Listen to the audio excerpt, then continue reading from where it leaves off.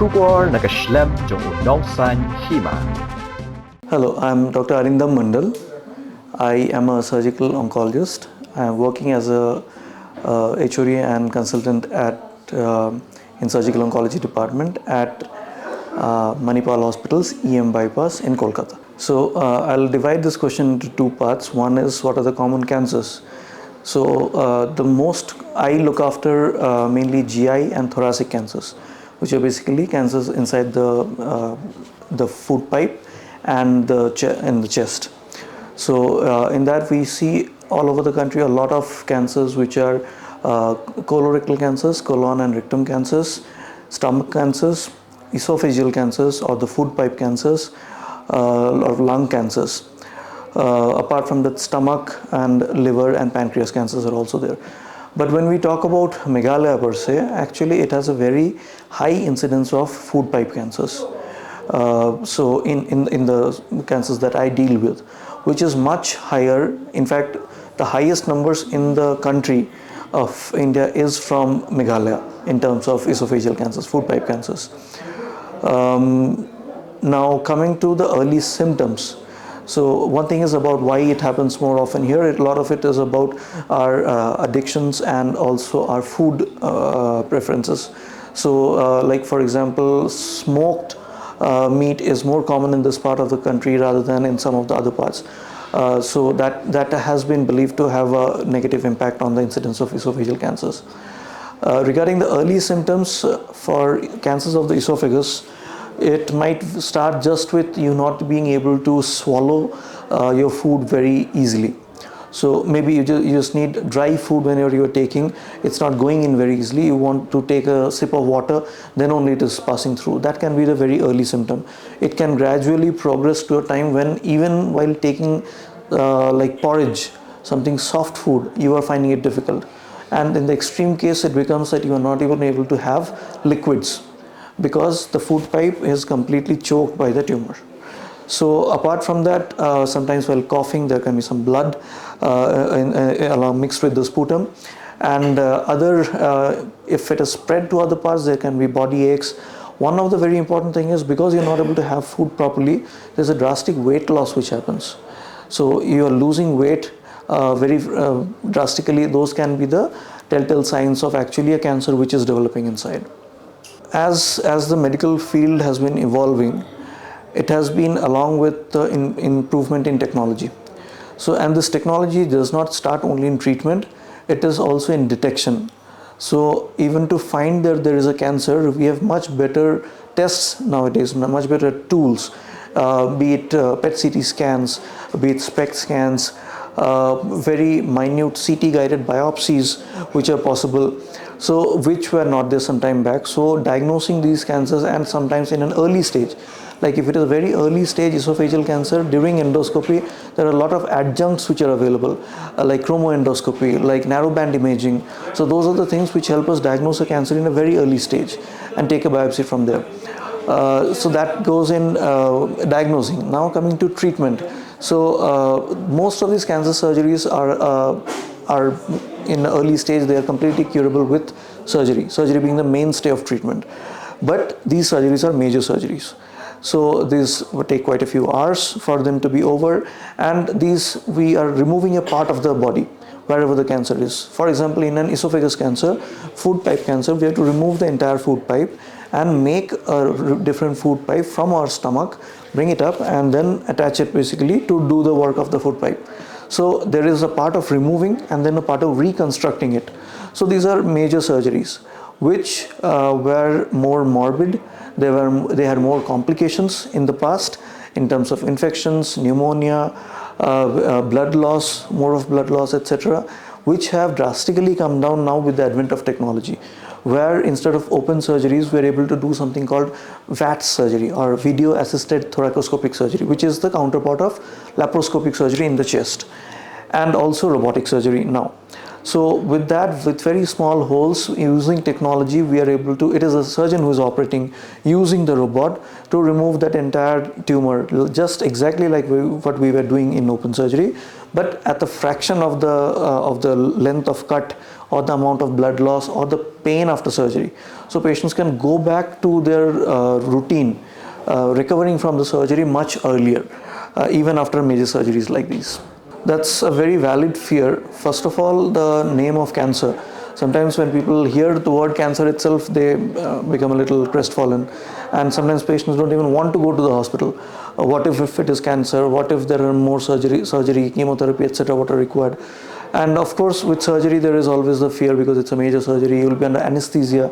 You are unconscious basically. So the fear of anesthesia and all of that comes together. So, but I would like to tell this that surgery in most of these solid organ cancers in the early stages, especially in stage 1 to 3, if it is detected, the only treatment, the complete cure is possible only with surgery in most of these cancers. And so if you fear the treatment, then the other thing is that we don't give any treatment. If it spreads to other parts, becomes stage 4, then it becomes completely incurable. So you can treat the tumor even in stage 4, but it does not give you cure. So it is very important that the surgery is done at the right time without fear. And in that, what I was talking just now about technology. So when it is an open surgery, the pain and everything, all those fears become much more because the complication chances are more. Now, when with this are called minimally invasive surgery, basically both laparoscopy, VATS, or robotic surgeries. So with this, with very small scars, very small pain, little less pain and less blood loss, the entire surgery is being done, entire tumor is being removed. So the complication rates are much lesser.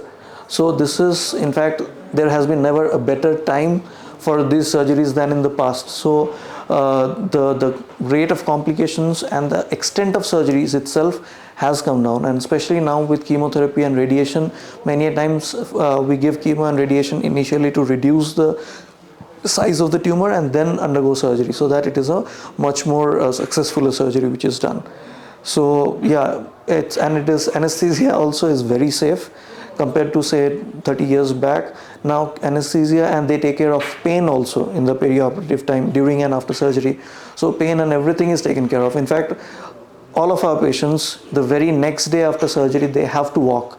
Inside the ICU itself, they go about walking a few times in the day. So that helps us in the recovery, starting the feeds, them starting to eat early and then go back home. Everything becomes much more smoother and faster. So yeah, I think that is the take home. I would say that not to fear the treatment. There are so much easier things, and in fact many patients, when we ask them after surgery how is the pain, they said we don't have any pain because the medicines have taken care of that pain. There of course can be some pain, but that is nothing compared to what your fears are. So that's a good question. It depends upon where in the esophagus is the cancer located. So the treatment differs based on that. So the esophagus is actually one organ which goes across 3 body cavities. So it starts in the neck, it goes through our chest, and it enters the abdomen also. So suppose the tumor has grown in the neck region, then most of the times the main treatment is only chemotherapy and radiation together. They're given together. That usually melts the entire tumor, and that is the cure. But if the tumor is anywhere in the part of the chest or the abdomen, then the mainstay of treatment is surgery. But surgery is not the first thing. So we usually give either chemotherapy alone or chemotherapy and radiation together, first to reduce the size of the tumor and then do a surgery. So it all depends upon at which level, what the biopsy says, what type of the biopsy report has come, and the extent. So if it has not spread to other parts of the body, if it is localized only in this part, it might have gone slightly in the local region. It's called locoregional spread. Even then, it can be completely treated with chemoradiation followed by surgery. So that's a valid fear and point, because none of the cancers of the body can give you a complete they can be cured completely, but to give you the assurance that it will never come back, that usually does not happen with cancer, unfortunately. So the chance of it coming back in future is there. Depending on what stage we are finding it, that chance can vary. So if it is an early stage where it is detected, the chance that it will come back later on after a successful treatment will be much lesser compared to if it is detected in 3rd stage. There also we are giving treatment, removing the entire tumor, doing the entire surgery. The treatment goes perfect. the person is completely cured of the cancer, but chance of it coming back in stage 3 will be higher compared to stage 1 or 2. So that is why it is important that we detect these cancers in an early stage. And also what it brings us to the importance of follow-up. So sometimes what happens is our patients, after the treatment is done, they never turn back again. Only when later on, maybe 2-3 years later, when if they have some symptoms, some other problem, then they come back. So that should not be the thing. So all our patients after treatment, we keep seeing them every 3 to 6 months with certain tests to see whether it is coming back. But if usually it doesn't come back in the next 5 years or so, then the chances drastically keeps coming down as we go away. So if someone who has, for example, undergone a surgery and treatment 10 years back and still now is living healthy and well, then the chance of that cancer coming back after this will be much lesser. Sadly, right now in our country, most of our resources go in treating cancers and very less of it goes in terms of preventing or early detection. But ideally that should be the case because that improves survival. So I'll divide it into prevention and detection. So for prevention, what is very important is changes in lifestyle, because a very big, more than 50% of our cancers in the country are caused because of lifestyle changes, which basically includes addictions. For example, tobacco in any form, be it khaini, gutka, or smoking, like tobacco in the smoke form, like cigarettes and other forms. So apart from that, alcoholism and food habits. So certain food habits which we were discussing, like they increase the chances of cancers. Some processed meat, for example, has been found to increase the chance of colon cancers. So in the same way, less of physical activity, like compared to our forefathers, the amount of carbohydrates and the kind of Western food that we consume are much more, and the amount of physical activity that we are involved in are much less. So that also has a negative impact. So these are changes which we need to bring about consciously in our daily lives in order to reduce our chances of getting cancers. Next thing is about early detection. So whenever the body is giving some signs, you should not ignore it. So screening is of course a very good and novel thing. So where we do certain tests in order to find out a cancer even before it is causing symptoms. Like for example, doing endoscopy even before in healthy people, apparently healthy. So I don't have any symptoms, but I still get an endoscopy and I find that there is something wrong in my esophagus very early, get a biopsy and it turns out to be cancer. So that can be a very early detection. So that is where screening comes in. But unfortunately, we still don't have very robust screening tests in the country. Though I heard Meghalaya is working a lot, Meghalaya government, in order to increase detection by screening for esophageal cancers. Other thing is, if you're getting some symptom, even mild symptoms, then you should not ignore it. You should right away go to the hospital, just get an endoscopy. For example, for esophageal cancer, it will be the difficulty in swallowing food. Sometimes it can be just some blood coming in your stools or some change in bowel habits. You are getting diarrhea very often. So those can be the early symptoms of colon cancer. Or if there is some black color vomiting which you're having, or black colored stools, that can be some sort of either esophagus, stomach or colon cancer. So those are the, if you see any of these things, should not ignore it and should right away go and show to a physician to get the relevant tests done, be it an endoscopy or a colonoscopy or certain blood tests or CT scans. Yes, so there are a lot of cancers in the body which actually requires not just surgery, but it's a collaboration between all the three, at least these three components coming together: medical oncology, surgical oncology and radiation oncology. So if I just tell, like for example, esophagus, you already said about breast cancers, cervical cancers, rectum cancers. So these are oral cavity cancers. These are some of the cancers where it is very, almost in the most of our patients, we are still detected in the third stage in these cancers, and the chances that all the three things will be required, radiation, operation and chemotherapy, are very high in these cancers. So a collaboration between all these three branches is very important, and that is where comprehensive cancer units, where basically all the three branches are there in the same hospital, so that we can cross talk between each other. Seeing the scans, we discuss with the radiation oncologist, we discuss with the medical oncology, okay, for this patient I think it is better that we first go ahead and give chemo, radiation first, reduce the tumor, then you refer to me so that we can do the surgery and remove it. So that sort of interdisciplinary coordination is very important in cancer care. It is not just a one person job. Cessation of tobacco or any tobacco in any form, that is the most important. Like be it chewing tobacco or being smoking tobacco, all of this, chewing, wherever tobacco touches, it can cause cancer. So when chewing, because it is mostly inside the mouth, it causes oral cancer, tongue cancer. When you are, or wherever that spit goes, so like even in the hypopharynx, the parts of esophagus, so wherever it goes, it causes. In terms of smoking, because the smoke is going inside, it goes mainly to our lungs, some part to our stomach, and then it goes outside the body through the kidneys. All these organs are caused by smoking, cancers of these organs. So stopping use of tobacco in any form is very important, and this has to start from the very beginning, because most of the times these addictions, they come up in our college lives, etc. So, and it is very important for the youth to understand how badly it is affecting our future. Our being efficient in the community gets hampered because of this cancers. So it is very important that it is stopped in the very beginning, at least control these measures. And also alcohol consumption, that has to be minimized as much as possible, if not completely stopped. Along with that, not just the negative things, but also we have to inculcate the positives, like having more of like healthy food, more of vegetables, more fruits in our food, and walking. That is a simple thing which we can do, even if you are not able to hit the gym or something. At least daily walking, an hour of walking every day, that helps us burn our extra calories and all, reduces fat. Obesity is a known risk factor for developing certain cancers like breast cancer and colon cancer.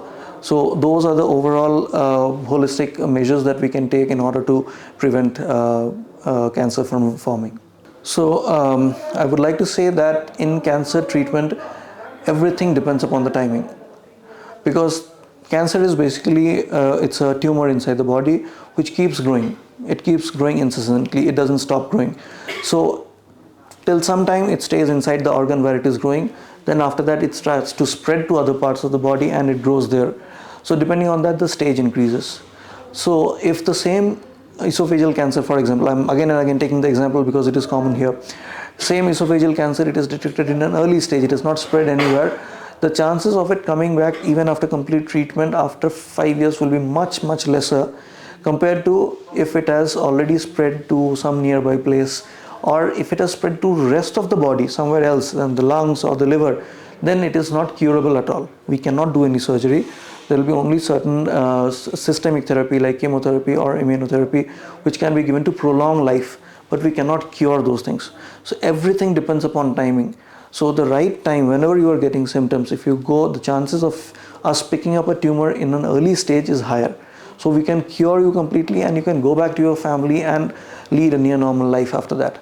Compared to that, if you're because of your work or whatever it is, if you try to delay that, if you think like, okay, I'll go tomorrow, and then next week, that becomes a month, that becomes a couple of months, and then you land up after 6 months of the initial symptom when you are not able to eat food properly at all, you have lost a lot of weight, then getting the complete treatment itself becomes difficult. So your productivity in your family, in your society becomes hampered because of this delay, because the cancer cell does not stop. You might be delaying visit to the doctor, the cancer is not delaying anything, it is still growing every day. So the timely intervention by a oncologist and to get the certain tests done and start the treatment is very important. At max, what can happen if it is not cancer, we can do an endoscopy, find out that there is some other problem, that gets detected, you go back home with peace of mind. But if it is cancer, we should not miss it. It's a big giant to miss.